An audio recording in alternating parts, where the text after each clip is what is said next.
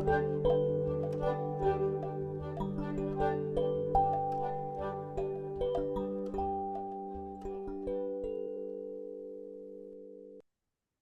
everyone. My name is Bavalics. I'm a member of the Children Focusing Advisory Group, and I'm so happy to announce that we are organizing our next online Children Focusing Conference in November 15, 16, and 17.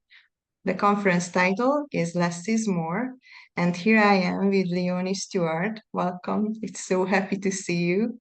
And Leonie Thank will you. be one of the main workshop hosts at our conference. Leonie lives in Sydney, Australia, and she provides counseling, coaching, and focusing sessions. She enjoys working with individuals, couples, and also young people. Leonie believes we are all meant to belong and connect, to love ourselves and love others, and so to find meaning. She finds purpose in helping others find their own way forward to a happier and more hopeful life, full of possibilities. The title of her workshop is Using Felt Sensing, Focusing, Neuroscience, and Quartz Theory to enable young people to unfold their big self and be beside whatever else is there. And it works for you too. Leonie, would you please tell us a little bit about your workshop? Yes, of course I will. Okay. Firstly, I think I need to start by saying that we're standing on the shoulders of magnificent Eugene Gendlin. And when I first came across him, and not very long ago, actually, we were back in 2000, so maybe that is a long time, but anyway, immediately I thought, wow, what this man has gifted the world is just so fantastic and helpful. And I think Eugene Gendlin knew what the neuroscientists are telling us now. And that is that we don't just need to be thinking about things, we need to be feeling about things. And of course, he showed us a process so that we could felt sense. I think everybody felt senses naturally, although sometimes when people are in your room, it's kind of like they've forgotten how to do it. And of course, one of the things that we can show them is how to do it. So without Eugene Gendlin, I wouldn't have been able to sit down and think, oh, I can put together felt sensing and what we now know about the brain, the left brain and the right brain, neuroscience, and parts theory.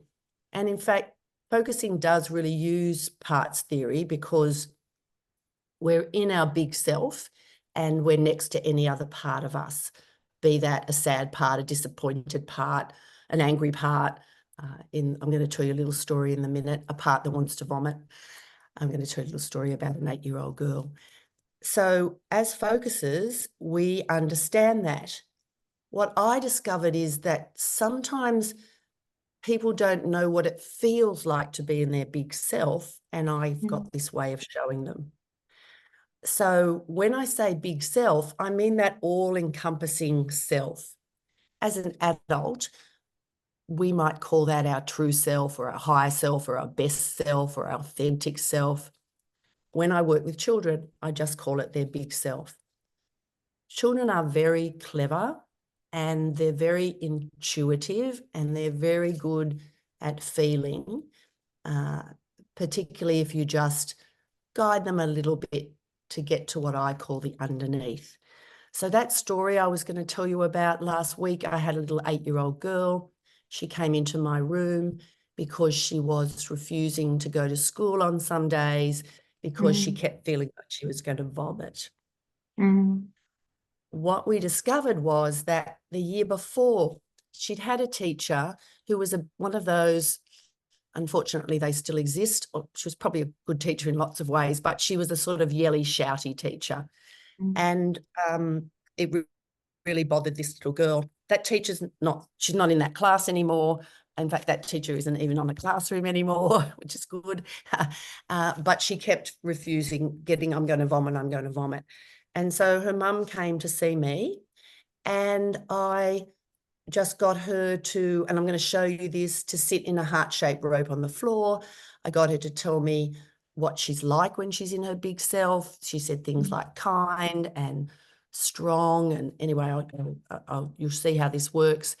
And then I said those words back to her, and then she got a felt sense of it, like a bodily felt sense of it. And now I know that she knows her big self. And then we did another piece where we were next to the part that wants to vomit. But meanwhile, we discover that underneath the vomit is a part that thinks it's really unfair that she had a yelly, shouty teacher. I agree. And underneath that part was a little scared part.